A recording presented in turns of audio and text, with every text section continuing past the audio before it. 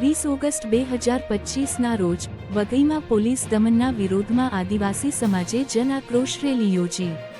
Rally Waghai 4 રસ્તાથી મામલતદાર કચેરી સુધી ગઈ, જેમાં ધારાસભ્ય શ્રી અનંત પટેલ, પાર તાપી સંઘર્ષ સમિતિના પ્રમુખ શ્રી બારકુભાઈ અને આગેવાનો જોડાયા। 14 ઓગસ્ટે ધરમપુર ખાતે પાર તાપી પ્રોજેક્ટ વિરોધી મહારેલીમાં ડાંગના આદિવાસીઓને પોલીસે રોક્યા અને ડિટેઇન કર્યા હતા। આના વિરોધમાં આજે ધોધમાર વરસાદમાં પણ હજારો લોકોએ રેલીમાં ભાગ લઈ આવેદનપત્ર આપીને આદિવાસી વિરોધી અધિકારીઓની બદલીની માગણી કરી। રેલીમાં વિવિધ વિસ્તારોમાંથી અનેક આગેવાનો હાજર રહ્યા, જેના લીધે આદિવાસી હકોની આ લડાઈ વધુ મજબૂત બનતા નજરે પડી રહી છે।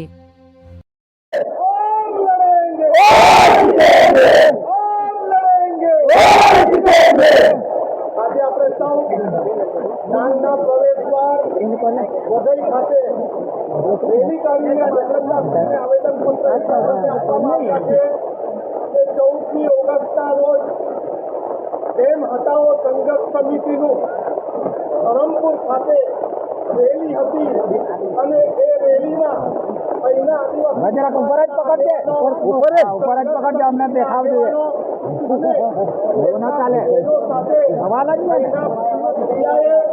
ગેરવર્તણૂક કરી છે અને એના માટે અમે આવેદનપત્ર આપવા આવ્યા છીએ। અમારી માંગણી છે કે દરેક પોલીસ ખોટો નથી, દરેક પોલીસ કોઈ ખરાબ નથી, પરંતુ કોઈ જુઠ્ઠાલાલના સેવા એના વાળે લાગીને જો આપણી રેલીમાં આપણા લોકોને અટકાવતો હોય તો એવો પોલીસ આદિવાસી સમાજને કોઈ પણ રીતે હેરાન કરવા માંગે એવું લાગે છે।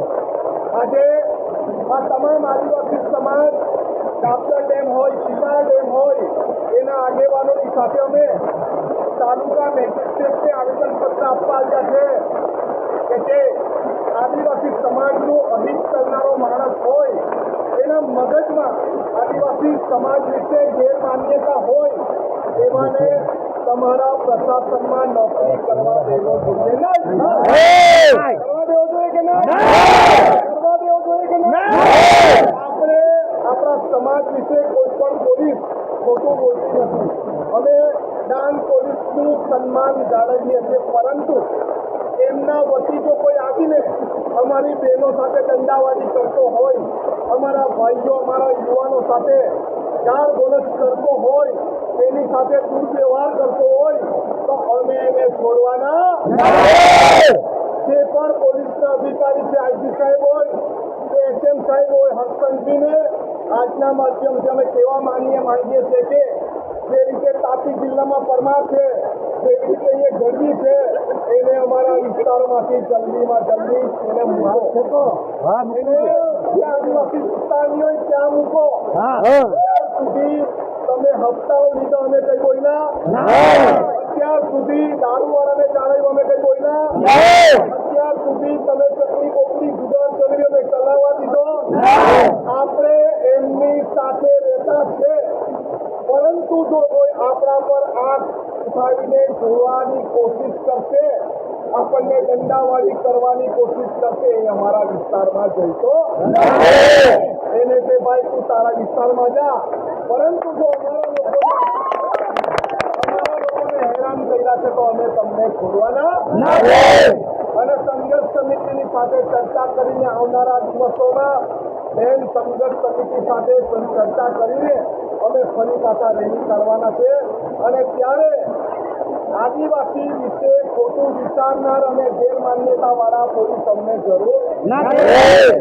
અમે શાંતિથી કાયદો વ્યવસ્થા સંવિધાનના માનનારા લોકો છે, એટલે અમને અમારી રીતે જીવવા દો અને ડેમ માટે અમે એક ઇંચ જમીન કે એક ટીપું પાણી આપવા નથી। જુઠ્ઠાલાલે જેટલો દમ મારવો એટલો દમ મારી જુઠ્ઠાલાલને એમ કેવું છે કે તમે આસામના અંદર આટલી બધી જમીનો આદિવાસીની આપી દીધી, ત્યારે કેમ તમારાથી કઈ સંસદમાં બોલાતું નથી? એનો જવાબ આદિવાસી સમાજને તમારે આપવો પડશે અને પડશે। હવે અમે તમારી કોઈ વાતમાં આવવાના નથી। અમે આર પારની લડાઈ લડવા માટે તૈયાર છે। લડેંગે, લડેંગે।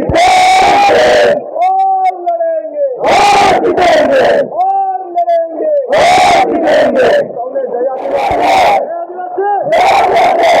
બધાને ભારત તાપી જીવનની યોજનાની લડાઈ હતી 2022માં શરૂઆત કરેલી 16 જગ્યાએ આપણે બધા રેલી કરેલી આનંદભાઈની આગેવાનીમાં અને સરકારની જગ્યાએ પાડી દીધી.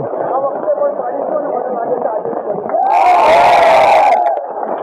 દરેક અન્યાય હોય ત્યારે આપણે રહેલા છે. મારા વહીવટી તંત્રને કેવું છે, પોલીસના મિત્રોને કેવું છે, આ તારા ઝંડા અને તમારા પેલા જે ઝંડા અને બંદૂક છોડે ને એનાથી આપણે ડરવાનું નથી. ઝંડા અને બંદૂકથી નથી ચાલતો. તમારા બાપે વખત સંવિધાનથી ચાલે છે. તમારા બાપમાં વાત કરે છે એ લોકો માર તાપી જીવનની જો ચલાવવાની. આ જળસંકટ જમીન આપણી માં છે ને આના ધોરણ પર હાથ રાખતો હોય તો શું કરવાનું? તાકાત આપણે બધાએ રાખવી પડશે. રાખશો ને? ગ્રામીણ સોનગઢથી આવ્યા છે. એમના પર કાલે જ એક ગુનો દાખલ થઈ ગયો. એ કાયમ કહેતા હતા કે મારી સાથે સંતોષબેન કે આપણે દરેક જગ્યાએ અન્યાયમાં જઈએ તો આ વહીવટી તંત્ર પકડી આપણે 14 જેટલા ગુનો દાખલ કરી દીધા. એ કહેતા હતા 14ની 15 થાય તો એ લડીશું. ભાઈ કાલે 15નો કરી દીધો તમારા પર. હવે 15ની 16 થાય તો એ લડીશું. આનંદભાઈ કાયમ સંઘર્ષમાં આગળ હોય છે.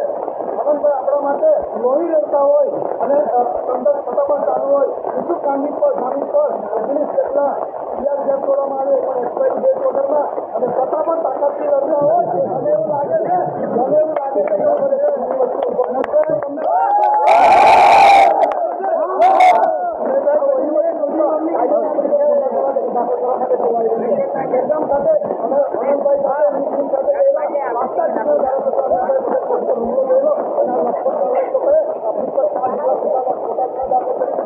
ફટાફટ તાકાતથી લડીએ છીએ. એમને આજે જાહેર મંચ પરથી કહેવા માંગુ છું, સત્તાનો બેગર રાજકારણની વિસ્તારે અમને હેરાન કરવાનું બંધ કરજો. સત્તાની તાકાત સત્તા કોઈની કાયમ ટકી રહેતી નથી. અમે બી સત્તામાં આવીશું. અમારા માણસો બી આવ્યા તો તમારો મોર બોલાવી દો. સમાજના લોકોને કેવું છે આજે એક વાત કરીશ કે એક પાર્ટી આવેલો વ્યક્તિ એને તરત પકડી રહ્યો આપણા આ વગર જમવા સેવામાંથી તરત પકડીને એને કાચના બાબુલમાં મૂક્યા અને પેલો એને ઢાંકવાનો છોડી દીધા દાયકાની અને પેલા એના હાથે દોસ્તારો એને એમ કીધું કે આ કેમ કોઈ નહીં દાયકા ઘટના નીકળી જાય ત્યારે પેલા એવું કીધું મને ખબર છે કે એક કટ્ટો ચાલે બીજો પગ પકડી ખેંચી પાડે.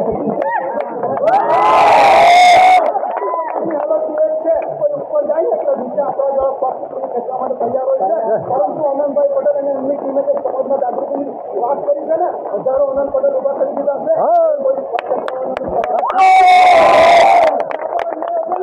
તાકાતથી